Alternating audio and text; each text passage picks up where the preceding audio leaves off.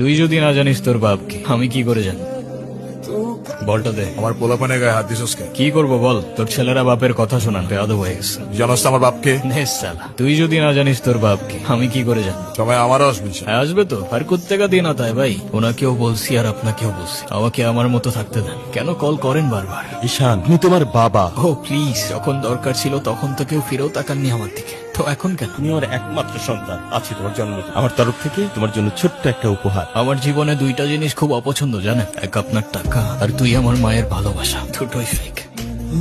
ব্যবসার তুমি কি বোঝো? আমার কোটি কোটি টাকার বিজনেস। ও তুমি টাকা কামাও বলে তোমাকে কিছু বলা যাবে না? মা দেখো না মা, যাও তো।